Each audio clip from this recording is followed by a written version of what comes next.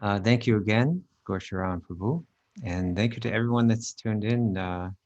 It's a pleasure to be here with you. If you feel inclined, please share your beautiful, bright face with me today.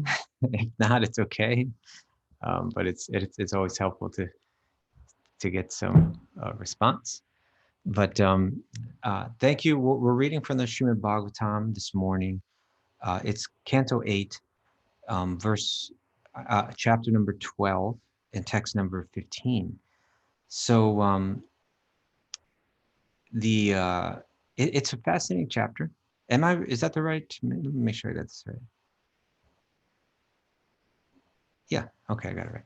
Okay, so in this chapter, it's coming towards the end of a long segment of the Bhagavatam that includes many chapters that has to do with the churning of the ocean of milk, which can sound like a far out thing, but it's really one of the most fascinating sections of the Bhagavatam, and it's just really chock full, let's say, of incredible insights and instructions. It's a long section, and step by step, there's fascinating things going on and fascinating lessons happening. But in a nutshell, just to make it very quick, the demigods, the devas, the asuras, the kind of the good, powerful administrators in the universe, they were, always at odds with the asuras or the demons or those kind of darker characters in the universe. And there's always a tension between the two, and that's the nature of this material world. There's always some battle of good and evil going on. And they both, but it was an unusual thing where they both wanted to get this amrita, this nectar. You could say nectar of immortality. It doesn't quite make one immortal, but it gives one powerful, long life and rejuvenation and strength to heal and empower. And the only way to get it, both the devas wanted it and the asuras wanted it. The good and the bad both wanted this. And the only way they could get it, by the inconceivable special arrangement of Lord Vishnu, was they actually had to work together. Right? They had to work together in order to get it, and that involved a churning of an ocean of milk, and so many incidents happened in this. But they churned and they churned, and some of the lessons that we learned through this is that when you begin to set out on an endeavor, it's usually difficult. It will involve different kind of compromises. It will involve embracing some humility. It'll involve, maybe working with people that aren't easy to work with. It involves, sometimes eating some humble pie and letting the other person get what they want. And so many things happen. And then when you start to churn and they finally all started cooperating together, first thing that came out was poison, and it was so deadly. And it looked like all our endeavors is all going to be a waste of time. It just all went wrong. But no, you have to keep continuing. You have to keep working at it. And then finally good things started to come out. And then eventually that nectar came out. The nectar came out, but when that nectar came out, immediately there was a problem. Is that both the demons and the demigods are trying to get to that nectar, and so there was, how are we going to settle this? Who's going to get it? How are we going to split this up? Every step, just at every step, was problematic. But then Lord Vishnu did an amazing thing.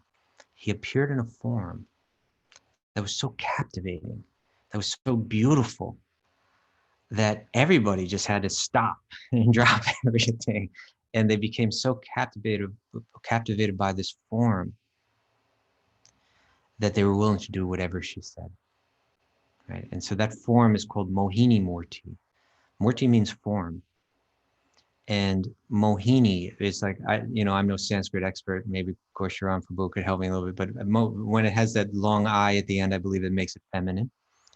So, and Mohan means to bewilder, to captivate, to charm, to bewilder, to captivate, to enchant. Like it's got that kind of feeling to it. So he took this enchanting, we could even say bewildering form of a woman, Mohini Murti. And the Mohini Murti got hold of the pot of this amrita, this nectar. And then came the question of how to dole it out. You know? And I'm not going to tell the whole story there, but ultimately he, Krishna will always, protect, those that are devoted to him. So he protected the devas, and it became beneficial for them. But boy, the devas really had to go through a lot to get there. They really had to go through a lot. We should never think that our service is going to be easy or non-complicated, or that we won't have to go through all kinds of struggles. It's the nature of this material world that things work that way. And in a sense, the Lord tests us in different ways. But if we endure, and if we're determined, and if we can try to be humble, then the nectar comes. Eventually that nectar comes. But now we're towards the end of this whole this how this whole pastime of the churning of the ocean milk plays out. And Lord Shiva, along with his wife Parvati, they approach Lord Vishnu because they've heard about this beautiful form, right? And Lord Shiva is thinking, I would really like to see this form. Lord Shiva it's said in Bhagavatam, Vaishnavanam Yata Shambhu, that amongst all the Vaishnavas, amongst all the bhakti yogis, amongst all those devoted to Lord Vishnu, to Lord Krishna, in some ways, Lord Shiva is considered the best of them all. And so he has this natural heart full of devotion and wonder about Lord Vishnu himself. So when he heard that Lord Vishnu took this most beautiful, fascinating, enchanting female form, he was naturally thinking, I would very interested to see this form. Would you please show me this form? And so Lord Vishnu obliges. And so this chapter we're going to hear right now is that. But there's a lesson that we're meant to learn through this. And let me read this verse and read the commentary, and then let's get to some of those important lessons. So let me pull up the verse. Text, again, Canto 8, Chapter 12, Text 15. And Sanskrit is Sri Bhagavan Uvacha Kautuhalaya Daityanam Yoshivesho Maya Dritaha Pasyata Surakaryani Gate Piyusha Bhanjane. The Supreme Personality of Godhead, Lord Vishnu, said, when the demons took away the jug of nectar, I assumed the form of a beautiful woman to bewilder them by directly cheating them, and thus to act in the interest of the demigods. Purport by Srila Prabhupada. When the Supreme Personality of Godhead assumed the form of a beautiful woman, Mohini Murti, the demons were certainly captivated, but the demigods present were not. That's a really interesting point, by the way. This form is so beautiful. We're going to hear a bit, and I'll speak a bit, just about how powerfully captivating this form was. But it says here that you have these two groups of people, and they're apparently relatively equally matched in terms of their power. That's why there's this constant tension between them. Sometimes one is gaining the power, sometimes the other group is gaining the power. They're relatively evenly matched. But when it came to being bewildered by this form, the demons were bewildered by it, but the devas were not. Okay. So Prabhupada goes on, in other words, those who maintain a demoniac mentality are bewildered by the beauty of a woman. But those who are advanced in Krishna consciousness, even those on the platform of goodness, are not bewildered. The Supreme Personality of Godhead knew that because Lord Shiva is not an ordinary person, he cannot be bewildered even by the most beautiful woman. Right? Lord Shiva is this Mahayogi, right? He's super controlled, right? And so Vishnu says he won't be captivated by this form, but the only form that could captivate him is if Lord Vishnu takes that form. So it's, again, the Supreme Personality of Godhead knew that because Lord Shiva is not an ordinary person, he cannot be bewildered even by the most beautiful woman.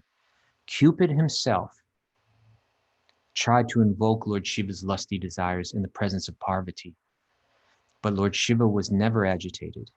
Rather, the blazing fire from Lord Shiva's eyes turned Cupid to ashes. This is a very famous passage found in several Puranas, I believe, that talks about how Cupid tried to break Lord Shiva's meditation, captivate him, but he failed, and Lord Shiva, just by his glance, burned him to ashes. Therefore, Lord Vishnu had to think twice about what kind of beautiful form would bewilder even Lord Shiva. Consequently, he was smiling gravely. Whenever we hear about Lord Vishnu, we always hear he's got this smile on his face. Right?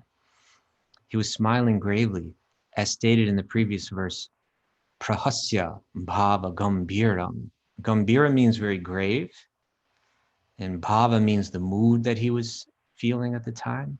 And prahasya refers to his smiling, humor. And somehow it was this special blend of, of thought and emotion that was going on in Lord Vishnu. A beautiful woman generally cannot induce Lord Shiva to be lusty, but Lord Vishnu was considering whether there was any form of a woman who could enchant him. Okay, so Lord Shiva, or Lord Vishnu will go on to, he will take on the form again of Mohini Murti, for specifically for the audience of Lord Shiva.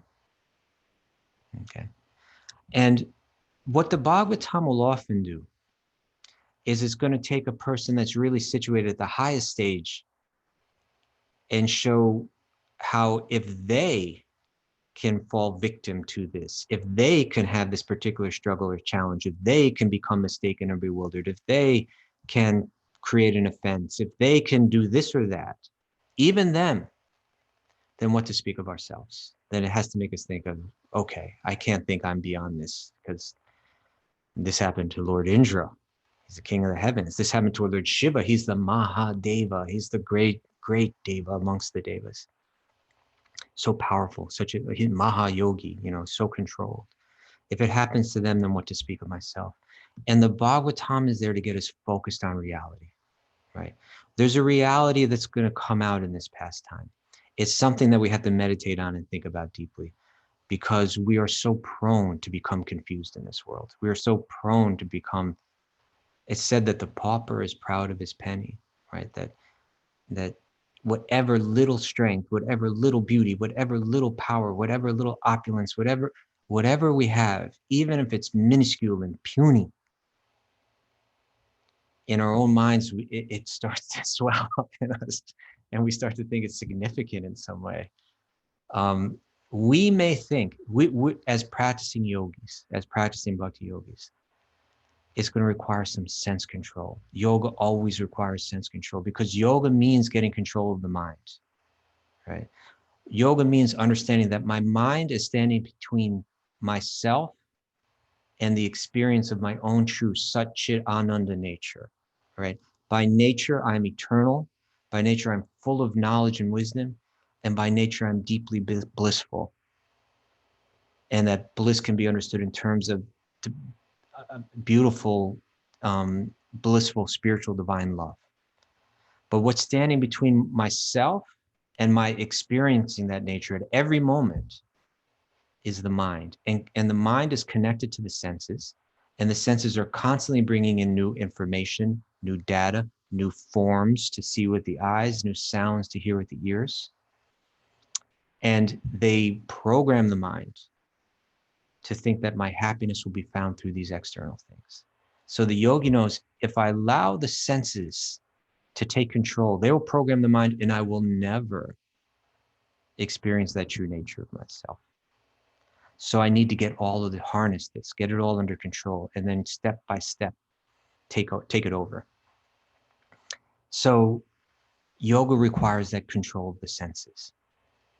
And so we practice controlling the senses. And as yogis, we may practice a bit. And even if we get a little bit of advancement in it, we may become proud, right?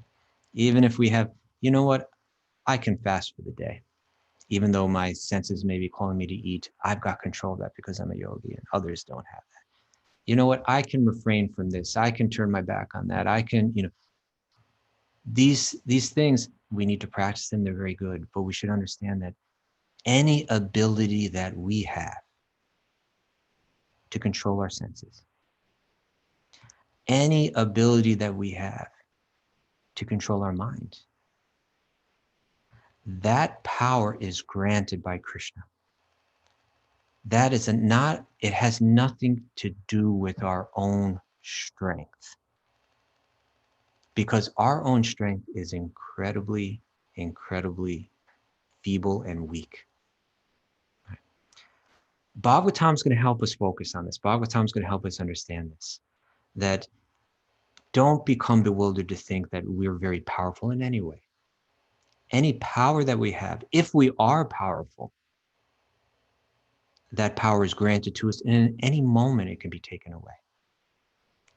So therefore, our work, our business is really that one thing that we really are granted some power to do is our desire, to purify that desire, to desire reality rather than illusion, to desire connection with God rather than disconnection.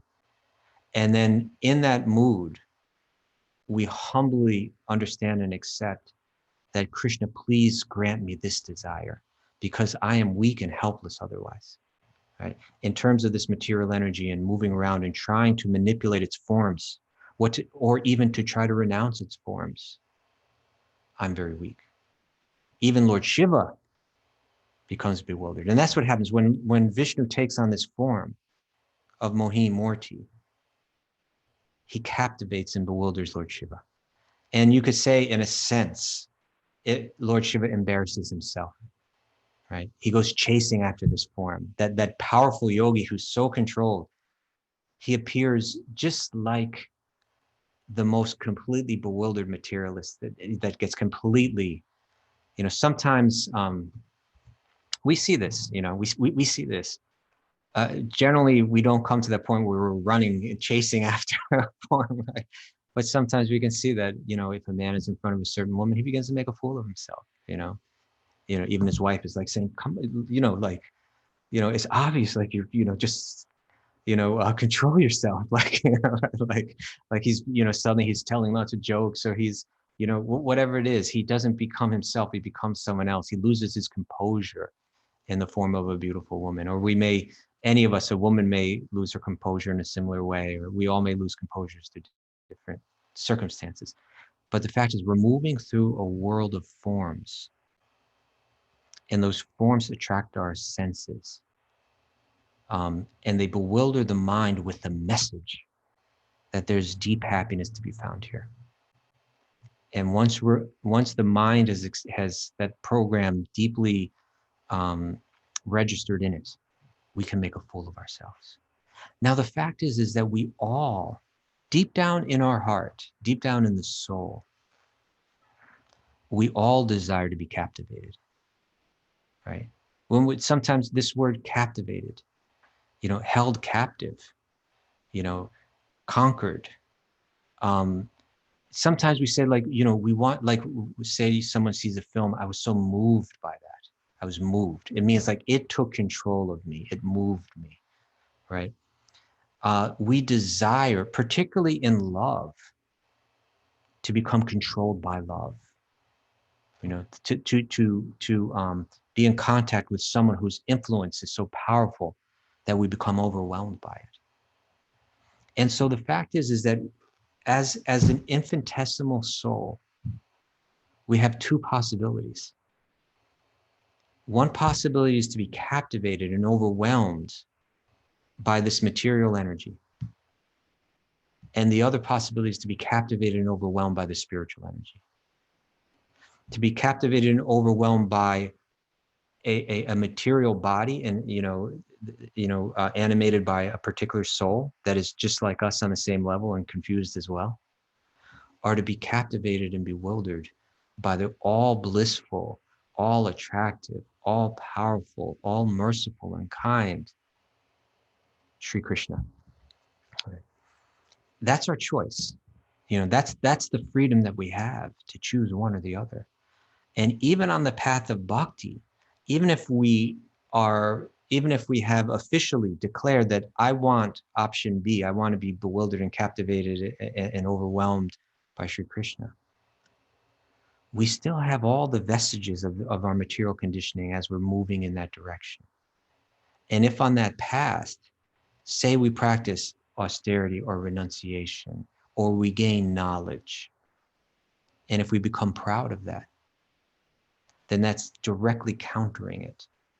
And so Krishna, again and again in his Bhagavatam, the message in Bhagavatam is that the humble, right, those that recognize their weakness, in one sense, their insignificance on the larger scale, right?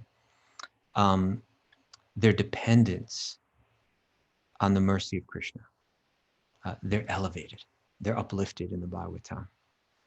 And those that don't, they become, they're pulled down. Now, in one sense, this situation with Lord Shiva is so unique, because this is, Lord Shiva didn't, even like when he lost control, and in one sense, in the most embarrassing way, he was just full of appreciation and love and wonder for Lord Vishnu that could create such a form that could bewilder even himself. You know, that's his love and the level of his advancement. We get embarrassed in all other kind of ways due to our captivation. So here's one example of Lord Shiva, that great yogi. You know, if even he can become bewildered by a form like this, then we should understand that we can be bewildered at any moment. But here's another example, another interesting example, an example that wasn't directly Lord Krishna manifesting the universe's most captivating form. But here's another example of a very advanced yogi who became captivated by something that's even far less captivating than the things that may captivate us, right? Or let's say he lost his focus. And that example that's commonly given is Saubhari Muni, right? That Saubhari Muni was this great yogi. He was such a powerful yogi that he could we'll find that he could even change his body from like an old man to like an incredibly attractive young man. He had that yogic power. And he also had the power to go under the water and stay under the water for very long periods of time in meditation. And so while he was down there in the water, you know, and the austerity and the renunciation to gain that power to go and meditate for long periods of time on the water, it's really something way beyond what I believe any of us are doing, are capable of doing. But he was able to do that. And as he's under the water, he saw two fish, you know, engaged in sex, right? And just that sight, it got into his head. It got into his mind. It broke his meditation.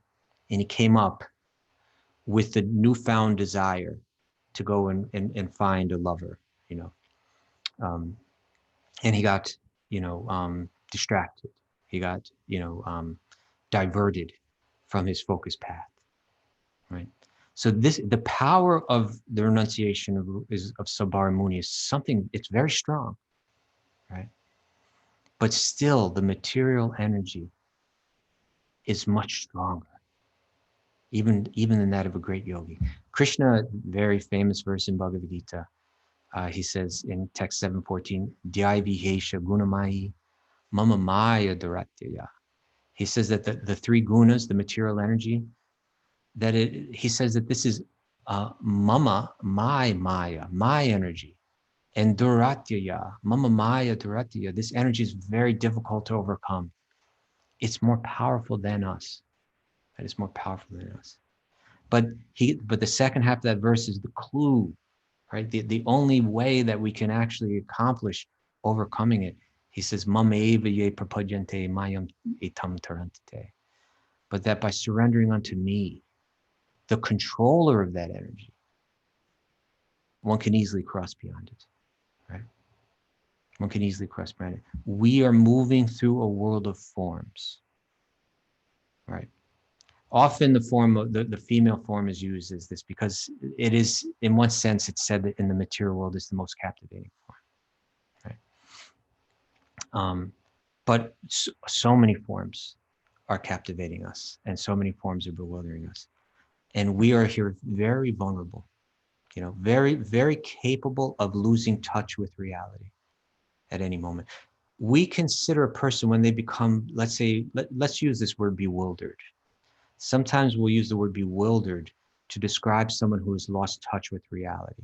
So in New York City, you can walk down the street and see people in this state, right?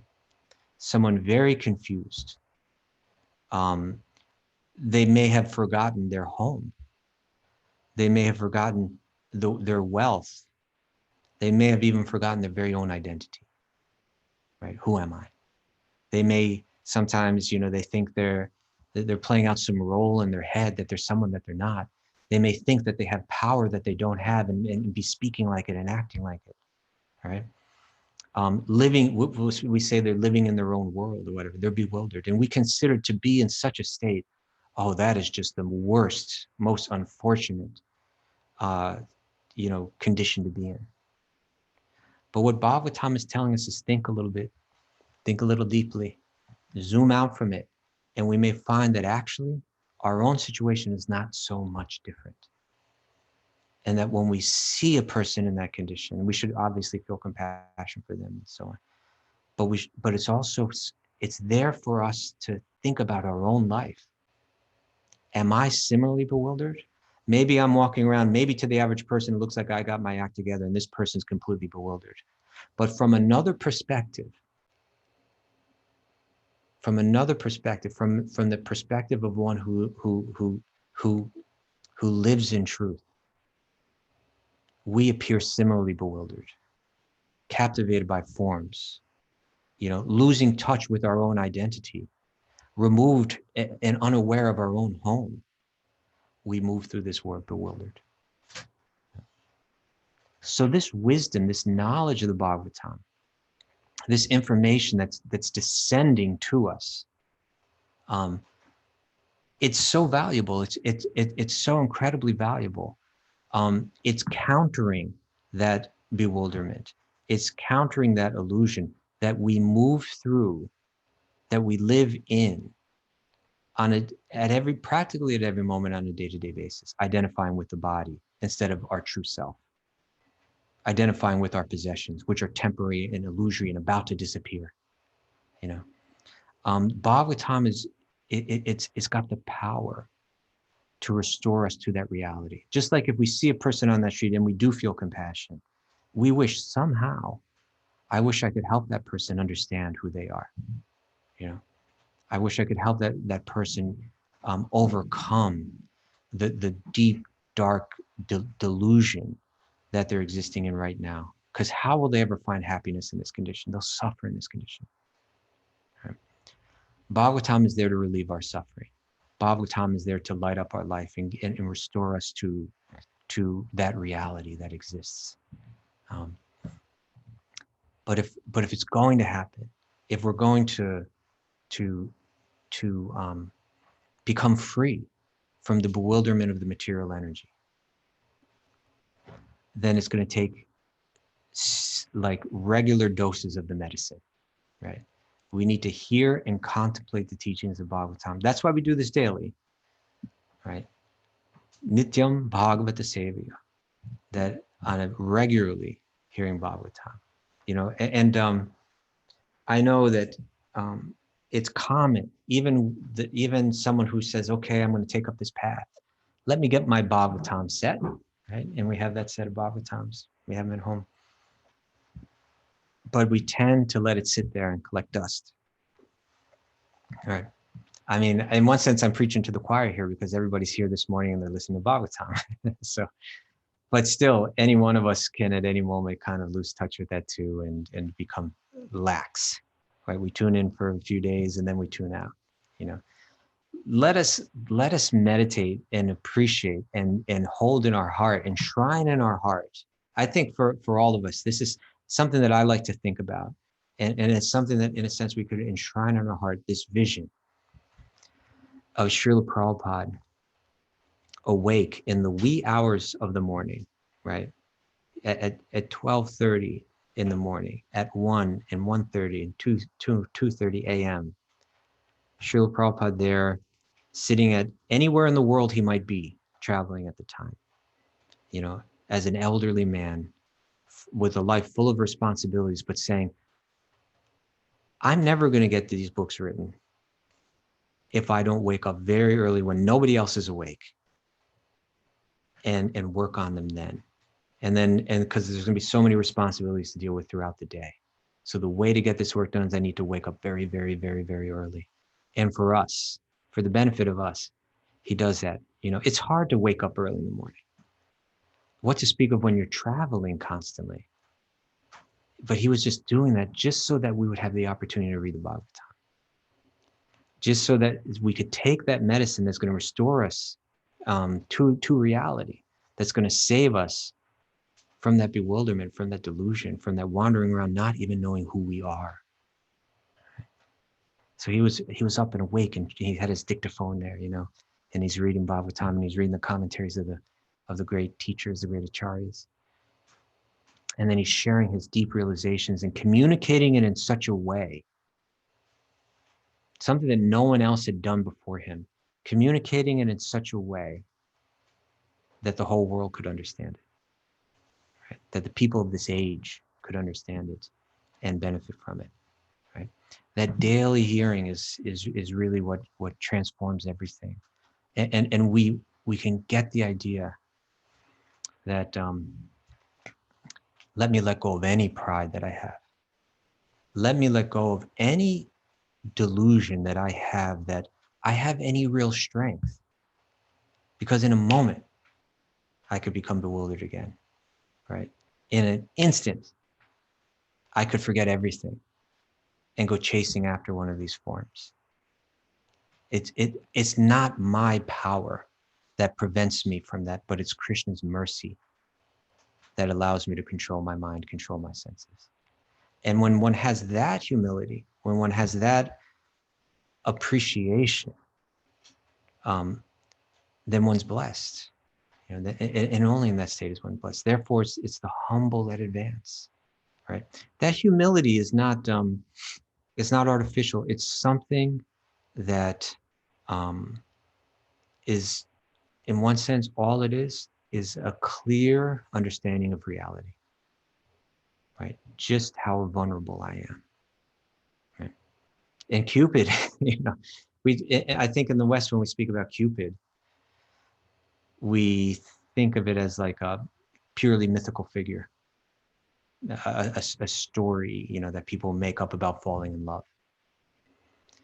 But that story, comes even in the Western, I think, I don't know if it's in the Greek, Eros, there's Eros, but this god of love, or we say Cupid, that has the bow that shoots the arrows, but that's all spoken about in the Puranas and in the ancient yoga literature, that Cupid has this bow and he's got 5 different arrows.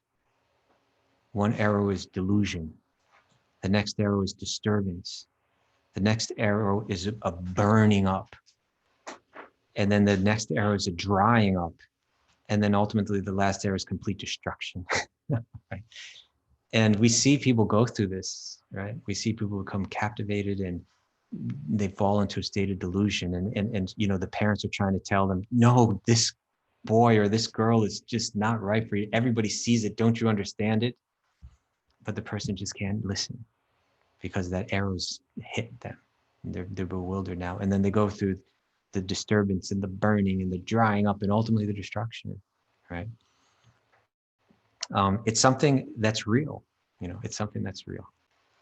They write songs about it, they people, I get, I went after this, person, I gave everything and now here I am in this destroyed state now, all because of, I couldn't listen to anyone. They were telling me that, there's that song, a very potent song, that song that many people have sung, that song, The House of the Rising Sun, the song about how I just lost my life and now look at me now because I just couldn't hear and I just couldn't listen. I became so bewildered and now my life is sitting here all tattered and destroyed.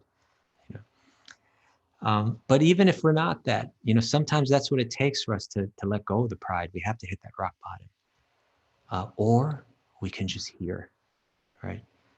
just hear Bhagavatam on a daily basis and allow the wisdom to seep into us. If we have that, if we embrace that wisdom and we do it with humility, never considering that I'm special, I'm powerful, I'm a powerful yogi, I'm an advanced yogi, I'm this or I'm that, then that blessing will stay strong. And that will be our strength, is Krishna's blessing, the blessing of the devotees. And these forms, which are so bewildering to us in one moment, we can see in another way. We'll see them and analyze them through the eyes of knowledge. We can appreciate Krishna's beauty. We can appreciate in the material form, right? We can move about the material forms, appreciating Krishna in them, but never thinking it's for me, never thinking that's for me to enjoy. My own nature in connection to Krishna is what I enjoy. And all of this energy, it all belongs to Krishna. Now, Krishna can enjoy his own energy, and he does. But we have no right to enjoy it because we didn't create it. There's nothing that we create that we can take for our own. Anything material that we try to enjoy separately from Krishna, it's like we're being a thief. We're taking something that's not ours. What is ours is our own nature, right? Krishna has given that to us. And we relish our own nature, which is in connection to him. And when that reconnection is made, then everything material will also reconnect it to. And that's true freedom. And otherwise, we're captivated. We're held captive. We're bound. Even the most powerful can be bound without that knowledge and that humility. So it's we got about 9 minutes left, and I would like to leave some time to hear the thoughts and the realizations and of all of you gathered here today, and or if there are any questions, I'd be happy to take any questions. Thank you, Kaustubha Prabhu. Hare Krishna. Thank You're you. a very rich person with so many gems of wisdom, and thank you for sharing some of that with us this morning. Thank you for helping us to understand how to become free from this captive energy of forms, especially in the city of New York. So, thank you very much. I would invite anybody else if they have questions or appreciation, please. You can unmute yourself now and you'll be able to share with Kaustubha Prabhu. And also, Kaustubha Prabhu every day shares such wisdom right from at the morning, 5 o'clock on the Wisdom of Sages podcast. Prabhu, can you tell them the email ID to join the Zoom if they are interested? Yeah, if you'd like to join the Zoom, you could write to Wisdom of the Sages 108@gmail.com. And of course, that's for joining Zoom. And you can always see it on all the different podcast platforms like Apple Podcasts and Spotify and lots of other ones. And it's also on YouTube every day. So if anyone would like, we'd love to have you be part of it. Thank you. Thank you, bro, for coming. Sure. Anybody else has a question or a comment or appreciation, please share with Prabhu.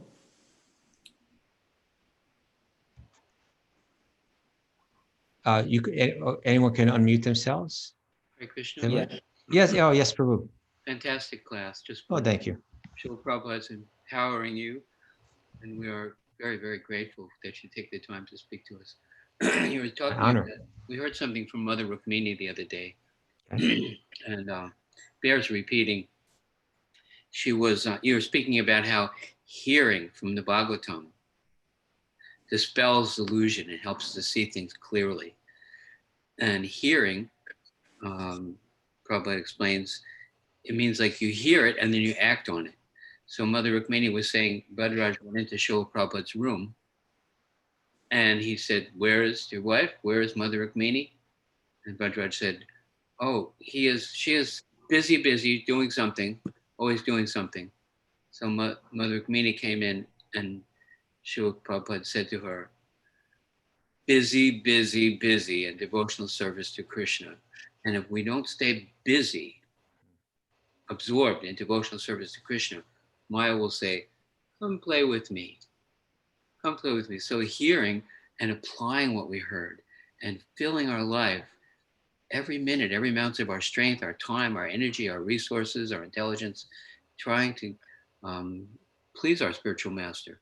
You know, Krishna is so wonderful that he's giving us a way to be protected from the delusion but we have to take it upon ourselves to fill our life with Krishna's devotional service. Otherwise, hearing is just academic and theoretical and ivory tower, and doesn't really have the same potency. The house is on fire. Okay, get up and get out. Okay, I heard the house is on fire. We'll do something. Take the steps, right? Okay, well, glory to Prabhupada. Sorry to talk so much. No, thank you so much. And you're a great example of that. You're a person, you always got that apron on because you're busy. But thank you very much. Servant to servant. That's right. The busy servant. People see this. People are always trying to buy these. It's just a rag, being used in Christian service. And people say, "Oh, are you a butcher? Or what is that apron?" And I say, "We have a program feeding the homeless. You want to help?" "Yeah, I want to help." And people come out. It's amazing. That's great. Krishna's arrangement. Thank you, Prabhu. Just a drop. Would anyone else like to share anything? Happy to see Gaur Kumar and Athena and so many others. Gurangaji, Bhakta Louis, who I see every morning. Rukmini. Oh, Sharda Devi Dasi. So many. Travis, happy to see you. So long. My delight is Arjuna there, and we can't see him very well because he's that little white dot in the back there. Oh, in the back of the temple room, Arjuna. Yeah, Prabhu. but Very I nice to always see ask him. him to come up close so I can see his facial expressions when we get to bed, because he's hilarious, And somehow I feel very nourished by his comments, Wonderful. voice cracks, and his facial expressions even. Okay. Yes, Krishanji. I just had a small question. Like here we see how Lord Shiva is being bewildered in a sense, but is this kind of a different kind of a bewilderment than what the demons experience? Because demons also saw the similar form. So did Vishnu manifest a different kind of form for Lord Shiva, or is it the same? That's something I don't feel that I can answer that. It does seem there's a difference because it says he sat and he had to think about what form would bewilder Lord Shiva, right? That's what was mentioned here. So, perhaps if we looked at the commentaries of some of the great acharyas, they may share something about that. But it does seem that otherwise, it seems like he would have said, okay, well, let me just recreate that form that I had before. So it does seem to indicate that this form is special, And by you bringing that up, it reminded me of that point that Prabhupada mentioned, and it's such an important point in the commentary that the devas were not bewildered by the form of Mohini Murti, although the demons were, and they're of equal strength. But it just had to do with their attitude. That the demons are thinking we're the demons and we're number one. We don't need Lord Vishnu. We don't need anyone. Whereas the devas, they're not necessarily the pure devotees and fully enlightened beings, but in their heart they want to serve Krishna, right? And that idea of their own dependence and their own willingness to serve, they were able to see that form and not be bewildered. Right? And these equally powerful asuras, because they didn't have that, as Adi Prabhu was saying, because they were busy serving, the devas, they're busy serving. The asuras are busy serving themselves, and the devas, they're busy trying to serve Lord Vishnu, and so they weren't bewildered. It's very interesting. It's not an academic thing.